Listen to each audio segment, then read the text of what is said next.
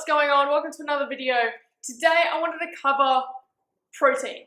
I've been getting a couple questions about when to eat protein, but also more specifically what sort of protein to eat. So today I really want to cover what some of the good sources of protein are and where you can actually find your protein, whether you're a meat eater or vegetarian or vegan. So I've got a whole list and we're going to go through them on what are some good options, how much are in there per 100 grams, and scope it out for you guys so you know exactly where to get your protein.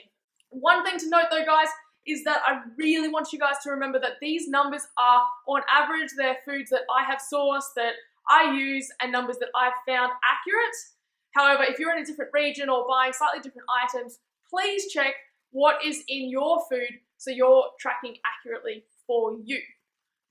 With saying that, we'll crack straight into it. So I've written up all of these protein sources for per 100 grams. So every amount here is the amount of protein in grams per 100 grams of whatever you're eating. So if we start with the meat products, you can see that turkey and chicken are your highest, and then you've got your still animal products, but your Greek yogurt. So if you're vegetarian, this is a really good way for you to get your protein in with 32 grams, which is pretty close to chicken. Now this is done off breasts here. Then you got cheddar as well, which is an awesome, still animal product, so not suitable for you vegans, but vegetarians can absolutely have it.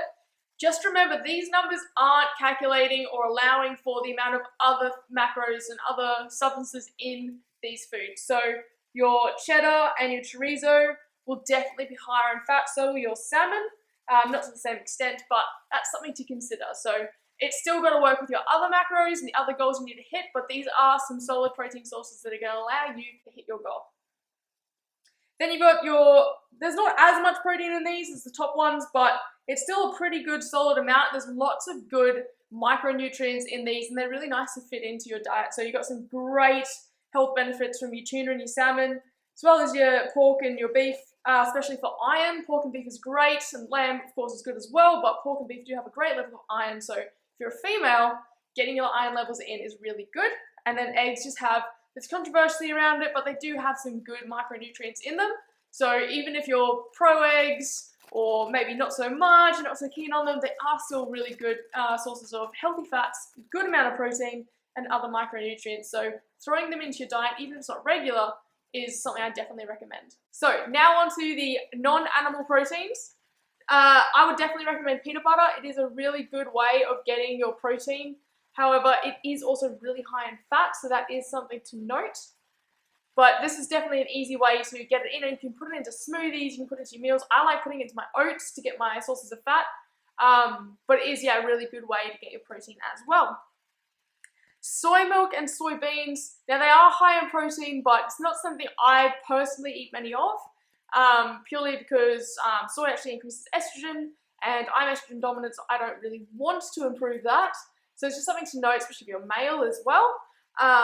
You don't really want to have too much of this, as it can lead to other things happening. But I mean, that's with any of these foods. If you're only going to eat that as your source of protein, you're missing out on all the other stuff that you need.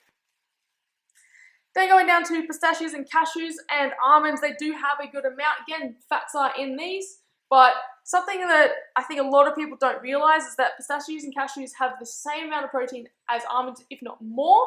Quinoa is also, it says it's high protein, and in comparison to rice and things like that, it absolutely is, but in relative terms to other things, and especially if you're a meat eater or animal product eater, it is very different. So whether that's going to really allow you to hit your protein goals or something you want to include, that's up to you.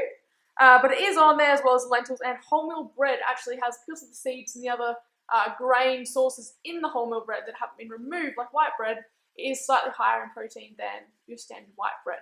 So those are some other sources that you can help hit your protein, especially if you are a non-animal eater or a vegan, whether you identify that as or not.